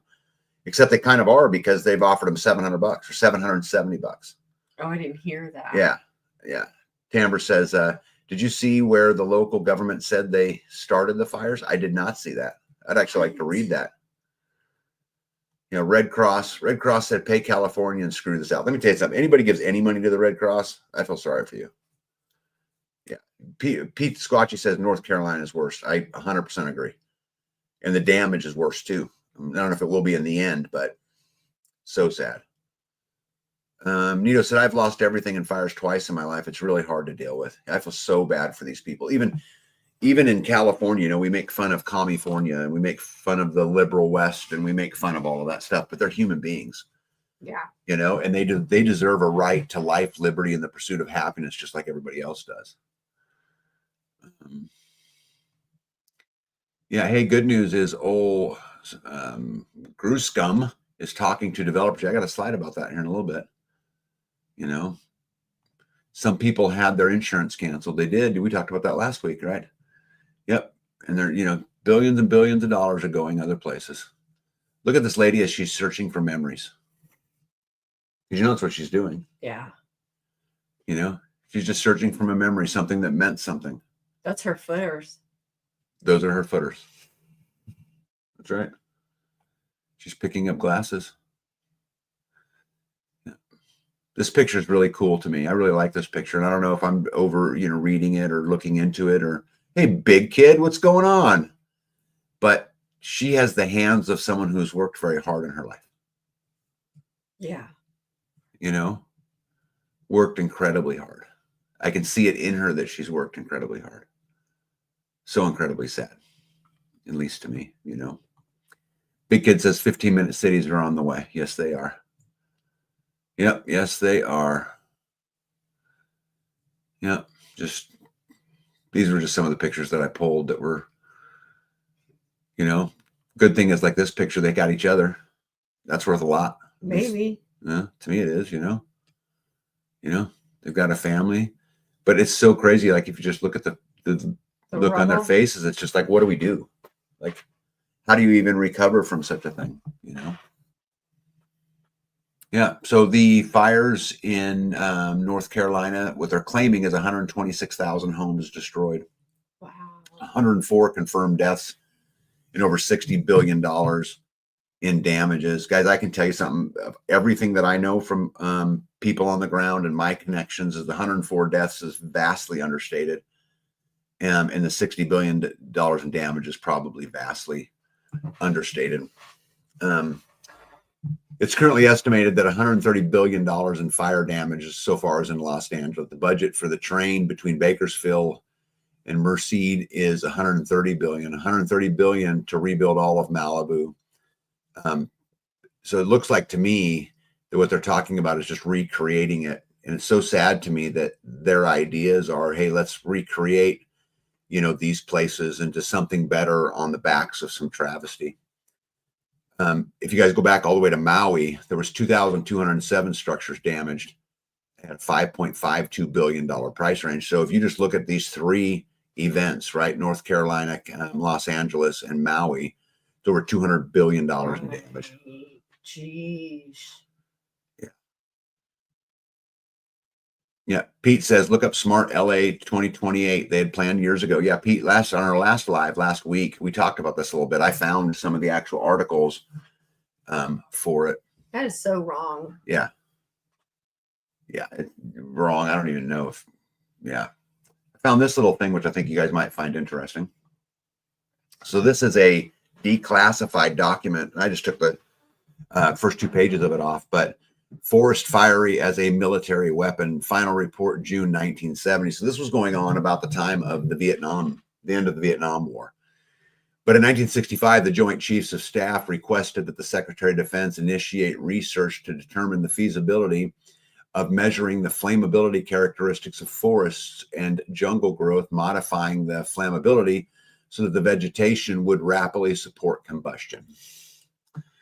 And so this is in our Department of Defense documents dated June of 1970. Amy B says, one North Carolina morgue used 1,200 body bags, and they had 53-foot refrigeration tractor trailers used for makeshift morgue coolers.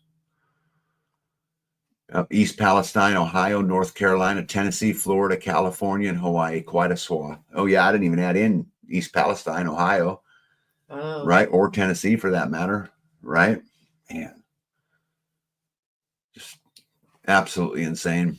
I don't know if you guys watched or not, but Mel Gibson went on, and they called it a bizarre conspiracy theory over the LA fires, much as the actor Eddie Griffin did. And they're all, basically claiming that it's, to cover up the Hollywood pedophile ring, which I do not believe that's what it's for. But there certainly is other conspiracies out there, as in 8 Ukrainian generals' mansions burned down in Los Angeles. I found that one interesting. I also found that now there's lots of articles coming out about how it's the illegals who are lighting the fires. I did hear that. Yeah. So did they bring in the illegals so that we'd have an enemy? So they would scapegoat. They could blame the fires. They could blame the drones. They could blame the whatever's next. Whatever's next. So we just could have a built-in enemy. Yep. Nito says population reduction at work. Brett says, tag, are they including the land? So a total lost land to zero. Property is valued at 15 million, but the house is 2,500 square feet. Yeah, I don't know. I just took the estimates they used, but this is the thing. One thing about government numbers, and I know this because I spent tons of time dealing with the government, they make the number be whatever they want it to be. I mean, so they might as well just throw a dart at it. The number we're seeing that they're telling us is the number they want us to see. I can assure you that. That is 100% true. No effing way. I was just talking to Josh Green, the governor down in Hawaii, who had some ideas around some land use concerns he has around speculators coming in and buying up properties. This is Galvin Newsom talking. So we're already working with our legal team to move those things forward, and we'll be presenting those in a matter of days, not weeks. And this is as he was standing in front of the rubble, standing in front of people's homes, talking about bringing in developers. What a scumbag, huh? Love runs rampant. Got one says, wait, what are they trying to get through In Congress, distractions, right. And this is quite the distraction, right? California Governor Gavin Newsom is calling for censorship for misinformation for the Los Angeles fires. He wants censorship because he is directly responsible, Wall Street Ape says.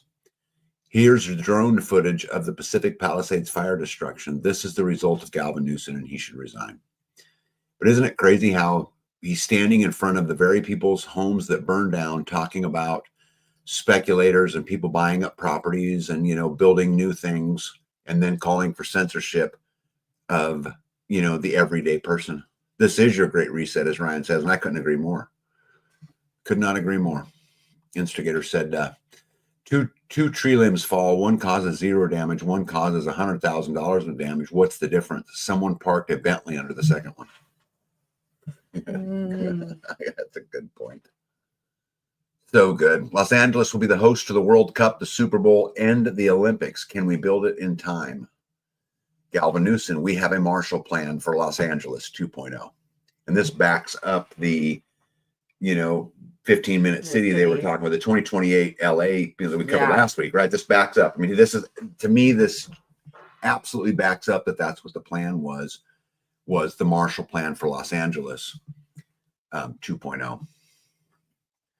Mo says he doesn't mind the speculators, only that he controls them. Yeah, it's a money game. How sad is this? This is why I don't have a lot of faith in even the Trump administration, because so many of Marco Rubio, the Secretary of State, dude, that guy has been there forever. Yeah. I mean, you can't tell me that all of a sudden something's changed. I just don't buy it. I have hope. And sorry if I, just piss off the Trump supporters, but I just have a hard time believing it's anything more than just a different shade, of the same thing. I hope I'm wrong. And if I'm wrong, I promise you guys, I will come right here. I will face every one of you, and I will say that I was wrong. We probably should add us back in there, huh? Wait, what do we got? We're not even in there. What is going on here? Oh, it's like this.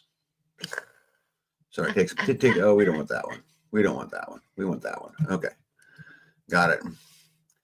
Big Kid says, just imagine if everyone carried a sidearm, how fast the government would quit this crap. I don't know if they would. It is so big and has gotten so big. I don't know. Yeah. Squatchy, so you guys know, is from California. So it says they are relabeling 15-minute cities and a bit harder to search online for, and what cities are quickly signing up. Yeah, well, I think we should stay on this story for sure, because I mean, there's the stuff that happened in Hawaii, right? Yeah. The stuff that happened in North Carolina.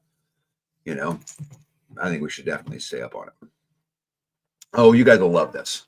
So did you guys see this? Propagandists are now actively making movies to promote the veneration of powerful demons, and in this case, Lith, the patron demon of feminism. Corporations like Amazon and its media arm Prime are working with the devil. They're the enemy. So I took this, and there was a couple of these posts that I read. I said, I wonder what's going on. And so I wonder if I can get this back here. I get that back to the beginning. So I wonder if I could find this commercial they so-called. You guys want to watch a commercial? Well, they said it was a commercial, but I don't think it is. It's part of a movie that Amazon is promoting. But so guys, what I'm going to show you is their clip of their little commercial or movie, what they're trying to promote. And you guys can tell me what you think. This is not, I want to stress to you guys, this is not what I believe. Okay. Hey, Hakestraw 54, how are you? But the cool thing,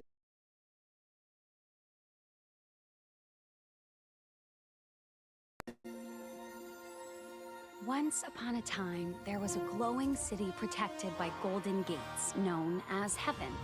It was ruled by beings of pure light, angels that worshipped good and shielded all from evil.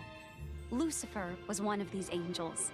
He was a dreamer with fantastical ideas for all of creation, but he was seen as a troublemaker by the elders of heaven, for they felt his way of thinking was dangerous to the order of their world.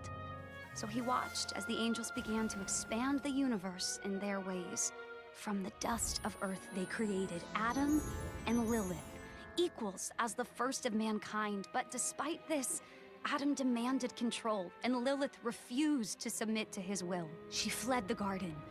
Drawn in by her fierce independence, Lucifer found her, and the two rebellious dreamers fell deeply in love. Together, They wished to share the magic of free will with humanity, offering the fruit of knowledge to Adam's new bride, Eve, who gladly accepted. But this gift came with a curse, for with this single act of disobedience, evil finally found its way into Earth. With it, a new realm of darkness and sin, and the order heaven had worked to maintain was shattered. As punishment for their reckless act, heaven cast Lucifer and his love into the dark pit he had created, never allowing him to see the good that came from humanity, only the cruel and the wicked. Ashamed, Lucifer lost his will to dream, but Lilith thrived, empowering demonkind with her voice and her songs, and as the numbers of hell grew, so did its power.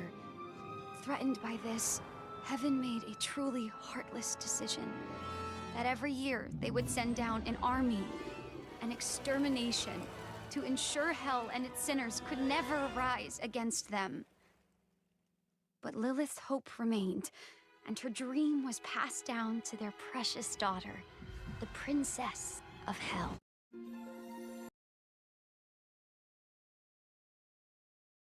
Back there we go. Yeah, isn't that crazy? I mean, talk about propaganda. I think they're really reaching to trying to. Yeah.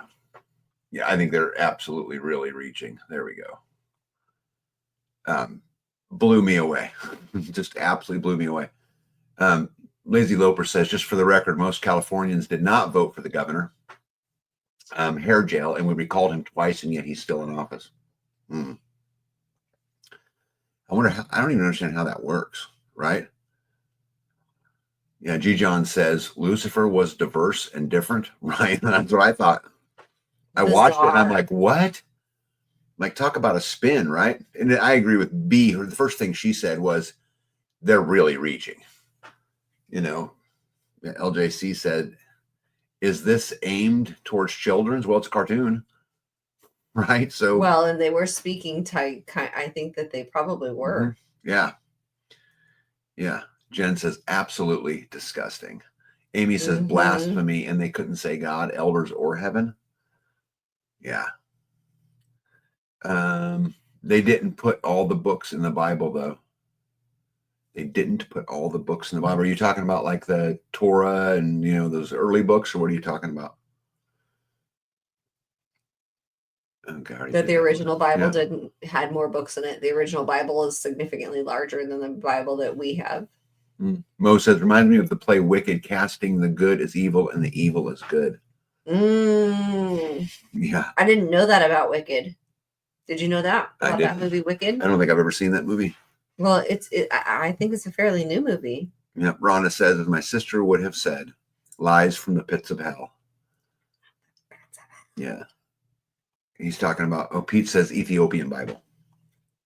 Yeah, I was talking to a friend of mine, and he was talking about the Book of Mary and the Book of Eve and the Book of Enoch and the other books that aren't in there, which I could go on long rants about this, but I won't tonight. I'll spare you guys. What else we got here? Jesus says Torah is the first 5 books of the Bible. The Apocrypha is the lost books. Got it.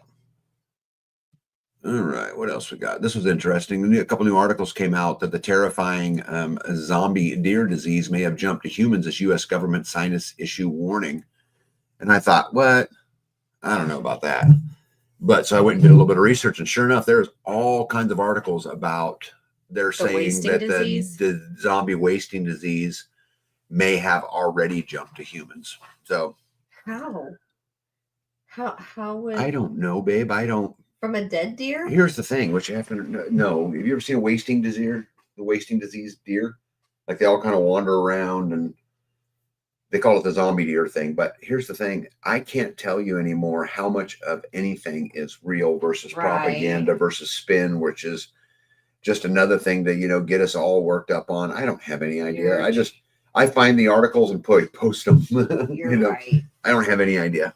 I couldn't tell you even in the least. What else? Let's see here. In China, citizens are now required biometric digital ID verified by facial recognition cameras to leave their neighborhoods. Now, I don't know if you guys have have ever watched these videos of this. So they have their neighborhoods are all kind of corned off, and you have to walk through these walkways which have cameras, and it takes a picture of you, and they use your facial recognition whether or not you can leave that area. Gosh. You want to live like Sounds that? like a movie. Oh, horrible. Right? Absolutely horrible. Tucker Carlson was told, this of course I found interesting. Tucker Carlson was told by an intelligence official that this is Tucker speaking, that the U.S. government took down a Chinese satellite which controlled the drones over New Jersey. I find that interesting, except the same intelligence people also, if you guys remember, said that the drones were coming from an Iranian mothership. Right? Oh, yeah. Amy B says, or versus AI. 100%.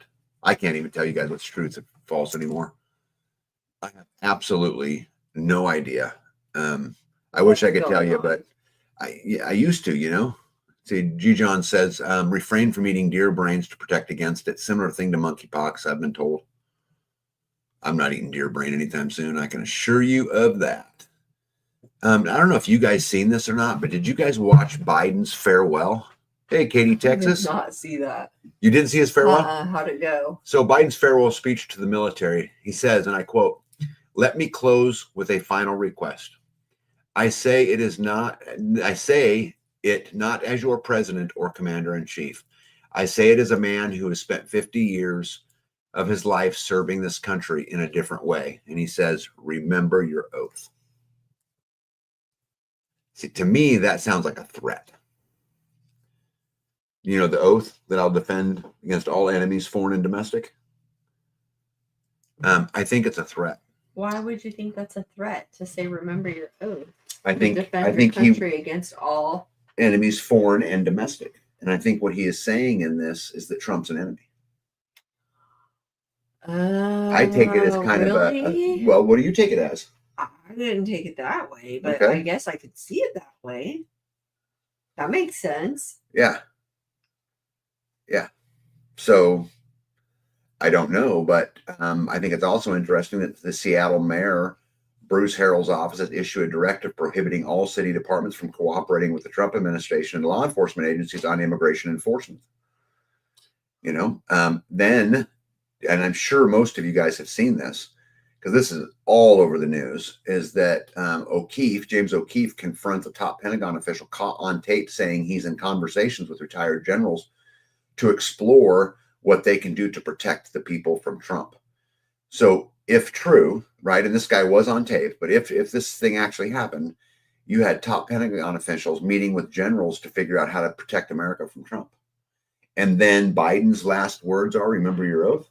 Yeah. Right? That kind of sounds, yeah. Right? And so article... he's trying to trigger the MK Ultra people. Yeah, maybe. Article 4, Section 4 of our Constitution requires our government to protect and defend our borders. If the government does not, the Constitution, by virtue of the named part herein, authorizes free citizens to defend themselves and their state in place of treasonous government. Note, in not defending our borders, government gives aid and comfort to a hostile foreign invasion, and thus, under Article 3, Section 3 of our Constitution, is properly labeled as treason. The reason I bring this up is because, like I said, the Seattle mayor, and by the way, this is happening in Maine right now too, that you have states saying we're not going to participate, right? We're going to harbor the enemy, right? Or not the enemy, the immigrants, whatever it is you want to call it. But it clearly says that in not defending our borders, the government gives aid and comfort to hostile foreign invasions. What makes them hostile? Well, could it be hostile if you're starting fires in Los Angeles? Would that be considered hostile? If you're raping kids and girls and causing crime, is that hostile? Right? And this, under Article 3, Section 3 of our Constitution, is properly labeled as treason. That's just what it says, right? I didn't make it up. Yeah.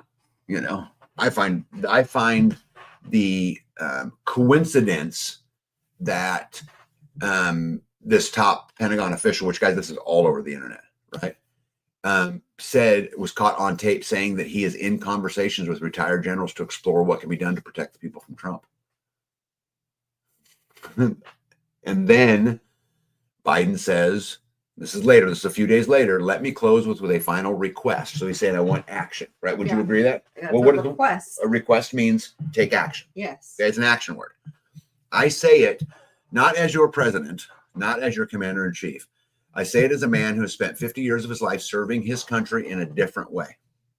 Remember your oath. So he says, remember your oath and take action. That's how I see it. Yeah. Could I be wrong? Could I be wrong? Yeah, G. John's absolutely for the win says, almost like they're setting the stage. Right. Yeah, nuts. Absolutely nuts. Just remember, you guys, if there is no inauguration, the military takes control of the country, right?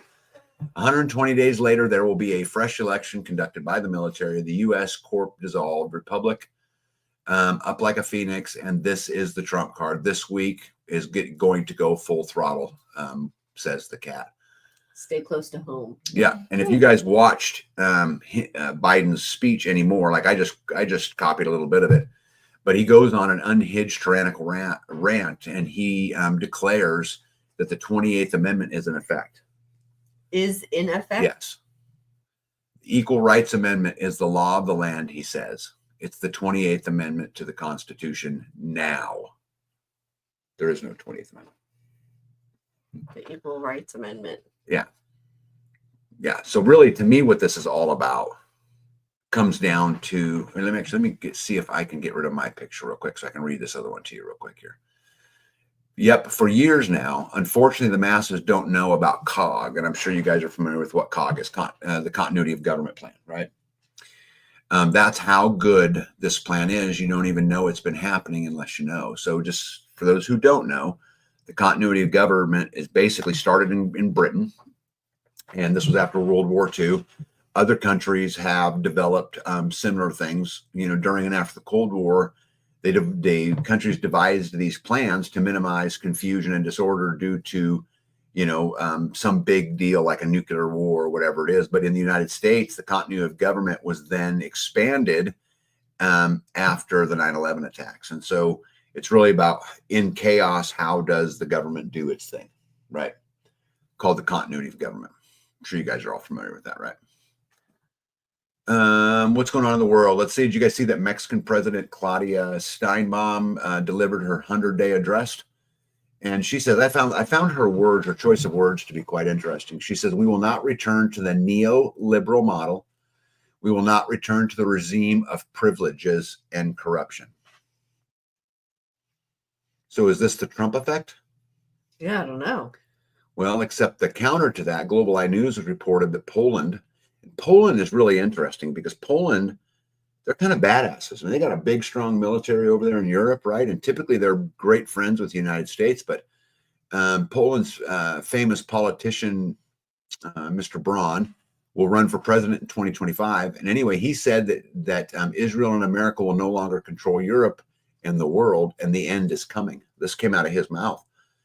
And what's really interesting to me about that is, Trump's been kind of attacking and Musk and all the rest of them, right? Been kind of attacking Great Britain, and rightfully so, but kind of picking on, some of the allies, NATO, these kind of things.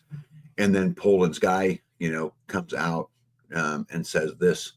Also, at the same time, you guys probably read that they've reached a deal in Israel on a ceasefire with Hamas. Okay. Did you read that? I did not. And part of the deal was that all of the hostages would be released. Oh. Now, I've done more reading, and it isn't all the hostages, but it's like 34 of them, at least what I'm reading about it. And so it wasn't quite as it was portrayed. And then instantly, Qatar's prime minister reveals that the Gaza deal just signed has actually been in the works for 13 months. 13 months of waste and negotiating details that have no meaning and aren't worth any single life that we lost in Gaza, he says. Yeah. And then Marina Medvin says, Omari is a hostage in Gaza. He was excluded from this terrible deal along with the other men. 65 of the 98 hostages are not covered by this deal. All 3 live American men are being left behind and 1 teenager. So basically, if that's true, and again, I have not read the deal, right? AI, whatever. But if this is true, the Donald Trump's quote is, "We have a deal for the hostages in the Middle East. They will be released shortly. Thank you." If this is true, 34 of the 98 are going to be released. So I would not say that that is okay, we have a deal for the release of the hostages. Right? And if you would make a deal to have any hostages, if I was the president of this United States and I was to reach a deal to release a bunch of hostages and it didn't include the Americans, Yeah, I don't know. I mean, yeah, what duty is to what? We'll see how this all, Yeah. We'll see how this all turns out in the end, but there's a whole bunch of red flags, I think. Yeah, Gregory says, we have saved Europe's ass twice, just thinking out loud. Totally agree. Totally agree. What do we got? Hour 40. Okay, I got to hustle. Did you guys see that Tulsi Gabbard now has backpedaled and supports the FISA 702 in order to get confirmed as the Director of National Intelligence? I don't know if you guys have seen this or not, or even if you know what the Section 702 does. But basically, all through all of the 702 section in this targets it says it must be non-United States persons reasonably believed to be located outside the United States. So this is really about collecting data, right? Congress has always recognized that such targets may send an email or have a phone call with the United States person. For this reason, Section 702 requires specific procedures to minimize the acquisition, retention, and sharing of any information concerning the United States person. Minimize, however, does not always mean eliminate. And so what this is a backdoor in to spy on Americans, in my opinion. Jeez. Yeah. And so I'm very disappointed that Tulsi Gabbard has switched her position on supporting the national intelligence, spying on American people. I think it's bad. I think it's bad 100% of the time. And this definitely disappoints me. I was excited for her in this position. Let's see here. Laura Hogan goes on to say that brace yourself for screaming families and non-stop tragic headlines as deportations begin. They won't tell you about rapists, murders, etc. They'll try to make Homan the most hated man in America, hoping that they can force Trump to bail on him. Tom Homan, which is who they're talking about, responds to an NBC reporter asking if donations will hurt the economy. He said, "I don't put a price on Laken Riley's life. I don't put a price on all of these young women who have been raped and murdered. I don't put a price on our national security." And then he goes on to say, "What price do you put on national security?" Homan also says that they are working on a hotline to report child and forced labor traffickers so America can be part of the fix. 7 more days till Homan gets to get to work. This is interesting to me because this is almost like just an open-ended ticket of, spend another thing we get to spend money on. They've spent trillions on climate change, right? We get to now spend trillions of dollars on immigration, on removing them out. It's just another bad guy for us to spend a bunch of money on. Just in, the Speaker of the House has removed Congressman Thomas Massie from the Rules Committee. This is also very disappointing. Thomas Massie, to me, was like one of the only good guys there, in my opinion. And they put him somewhere else? No, they just took him off the Rules Committee. They demoted him, which I also don't think. I wonder why. Yeah, which I don't think I don't think that's good. I'm not a fan of that at all. Let's see. Breaking: House Republicans have introduced a bill allowing Trump to enter into negotiations with Denmark to officially acquire Greenland. I've really spent a lot of time thinking about this. I understand the national security benefit to owning Greenland. But I have my own nation, Taganistan. What do you call it? Taganistan, whatever we call it. Here, it would be in my national security interest that I own the land that's next to me. Yep. Right. Yep. So the way that it's available to me is I can go and I can approach the owner and I can negotiate it. But in the end, I have to buy it or trade for something, whatever. If Trump or the United States pulls off a deal and buys Greenland, I don't care. I have no problem with it. Rock on. But I'm going to tell you something. If they use coercion, the threats, and these kind of things to get it, I'm opposed to it. Well, probably not. They ain't never going to tell me, right? Yeah. I don't think they would. Yeah, Grateful Heart said, I think Massie posted he volunteered to be taking off the committee. I didn't read that. I hope that's the case. I absolutely hope that's the case. Because he has another position to. I hope be that's in. true because I really consider Massey to be one of the good guys. Let's see here. Trump says, far too long have we relied on taxing our great people using the Internal Revenue Service, IRS. Through soft and pathetic weak trade agreements, the American economy has delivered growth and prosperity to the world. While taxing ourselves, it is time for that to change. I am today announcing that I will create the External Revenue Service to collect our tariffs, duties, and all other revenue that come from foreign sources. We will begin charging those that make money off of us with trade, and they will start paying finally their fair share. January 2025 will be the birth date of the External Revenue Service, Make America Great Again. So what do you think about that? I don't understand how they're going to make that work. Well, they're going to form another government agency. I mean, that didn't sound good. Right. So make sure I got this right. Great. Okay. So there's 297 federal agencies. Trump we created Space Force in his last administration. But now we have the Department of Government Efficiency, and now we have the External Revenue Service. I wish what he would have said is we're going to create the External Revenue Service and delete the Internal Revenue Service. Right. But he didn't. And so again, it's just another agency, right, that will take more money to run, et cetera, et cetera, et cetera. Yeah. Anyways, you guys know a lot of the confirmations are going on this week. I clipped a couple of them that I found that was really, really cool. Really cool. Like, you know, when I say good news, like I really mean this is cool. Senator Tom Cotton asked Kristi Noem, will you pledge to open the books on the assassination attempts against Trump so we can ensure that this never happens again? To which Kristi says, yes, if I am Secretary of Homeland Security, I will work with you to build transparency. Richard Blumenthal says to her also, will you help me reunite children with their parents who are separated by the Trump separation, Trump's policies of separation? And Kristi Noem says, what I am alarmed by is that over 300,000 children that went missing during the Biden administration. Yeah. Blumenthal says, let's put aside the labels and what happened in the past. Now, listen to this. Talk about this is stupid. He's arguing for separating families from the first Trump administration in the past. Yeah. Okay, so keep that in mind.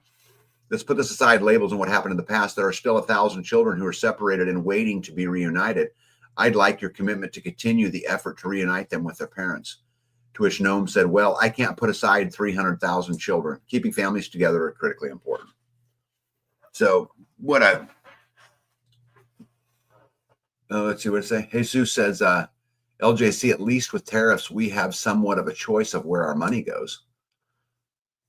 I don't know how that gives us a choice. Jesus, clarify that more. How does that give us a choice of where our money goes?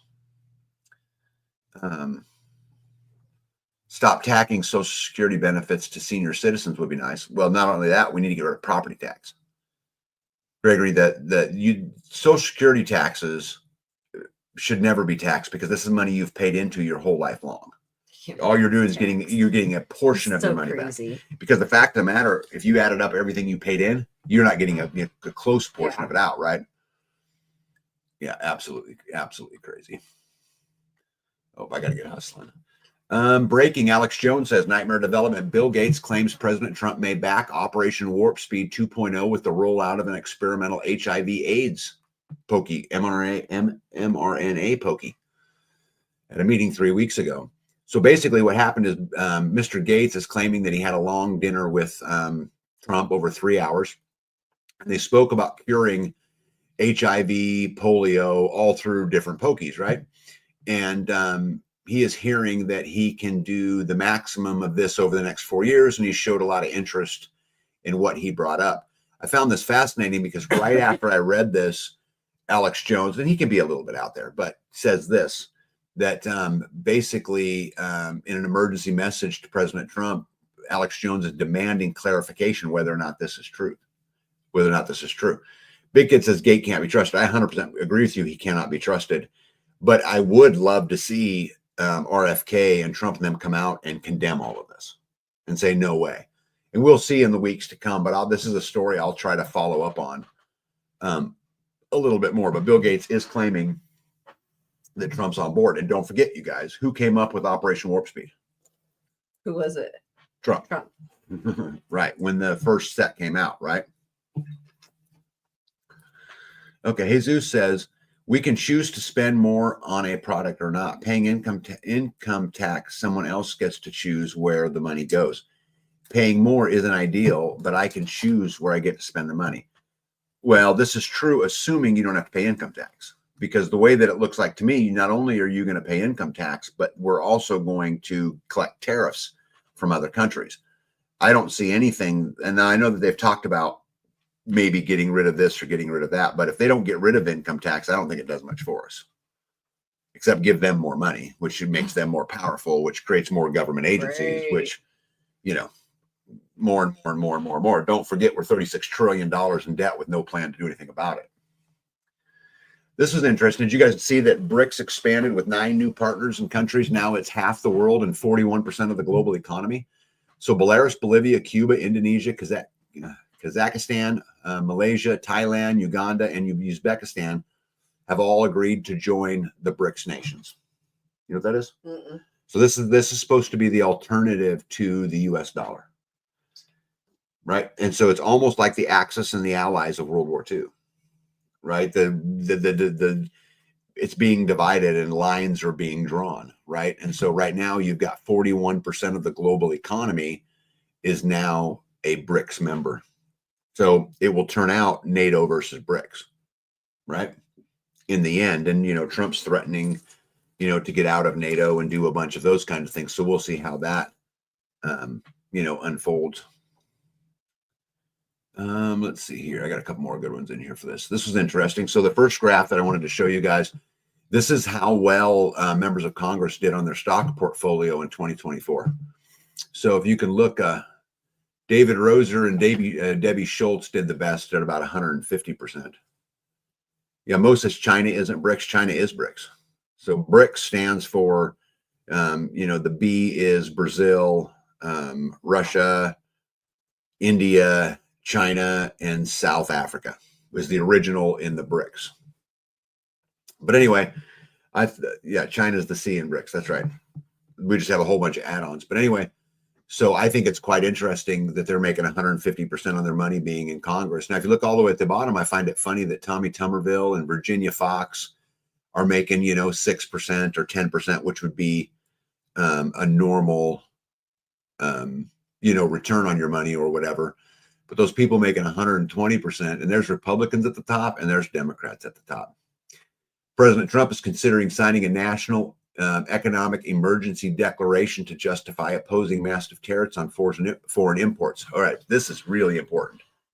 A national economic emergency would give the government greater power, right? Yeah. Potentially would give them greater power. And so this is almost like declaring martial law in a lot of ways. Let me see here. Mario and I are about ready to go full on and live in a mud hut and heck with them all. It's been a long week dealing with incompetent people and stupidity from everything is email and apps. Yeah. I actually have a story for you, Jen, next time you see me about an app that's driving me up a wall too.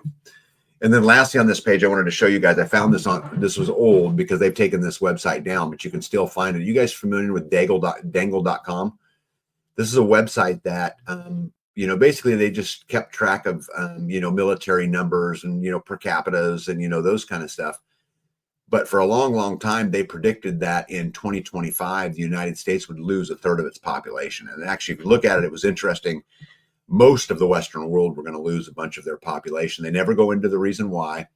But I just pulled this up here because I actually managed to track down a screenshot of them. And you can still find it on the internet that shows the forecast of 2025. The population, look at that bottom right there, babe. Yeah. See that? 100 million. Yep. Down 100 million from 327 million that they were going to lose 100 million in 2025. And this was back in 2017. And this website was super popular to conspiracy theories. Remember it? Mm-hmm. You and I've looked at it several times. So if you guys are ever bored, go check it out. What do we got? 154. Okay, I got to get rolling. There aren't going to be enough babies. This was an interesting article by the Wall Street Journal. It's now claiming that the average woman today is having 2.15 children globally, which will not keep up. Right, the U.S. is down to 1.62, and look at South Korea at 0.72. Wow. So it takes two Not even people. one. Yeah, it takes two people to make a baby. So if you're not at 2.0, Yes, it does. right, if you're not at 2.0, right, and then you got to figure in the deaths, and you got to figure in, right. all of that stuff. And so, as the bills get bigger and bigger and bigger, there's less and less people to pull the cart. And I talk about this all the time. Yeah. And I think this is just proof. Here's what I was showing you earlier. The FDA bans red dye 3. Oh, red dye 3, not red dye 30. I stand 40. corrected. It was supposed to be 40. Yeah, so red 3, citing cancer concerns. The dye is still used in thousands of foods, including candy, cereals, cherries, and fruit, blah, blah, blah. FDA bans red number 3. I'm excited about this. Yeah, right here, Big Kid for the win. Says farm families were big for a reason. Yes, they were. They absolutely were. So anyway, I think this is pretty exciting. I'm very happy that they banned it. Yeah. Well, it's a start. Yeah, it's absolutely a start. Hey, Nurse Wayne, what's going on? How are you? Yeah, there is lots of things going on right now. And I wish that I could come on here and tell you guys that I was like Canadian Prepper or any of them other ones. And what I could do is predict the future and tell you what's coming. But guys, I can't do it. I have no idea. It is so hard to tell. What I can guarantee you, though, is that the uncertainty is certainly there, and nobody has any real idea. And I think that it has the potential to be very troublesome. The transition between the Biden administration and the Trump administration. You still got Russia and the Ukraine. They're proposing a ceasefire in Israel, but how long will that last? There have been many of those. Right. We're still $36 trillion in debt. Right. Our food system is poisoning everybody.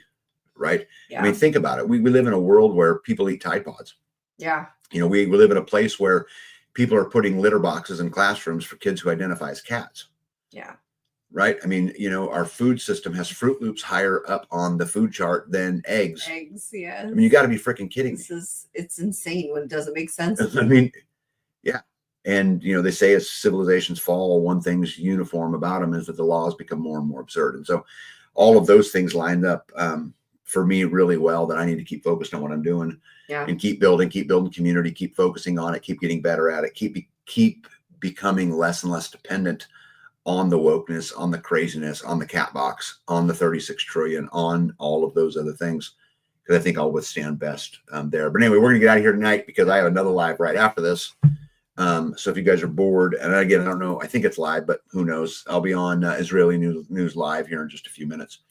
But before we go, what do you want to talk about? Same as last week with don't be distracted and keep growing your food. But for this week, also to add on to that is build capabilities in the people around us. Oh yeah. That was a quote from Joe from American Roots. Yeah, that's right. And that is so that our way of life doesn't end with us. Mm-hmm.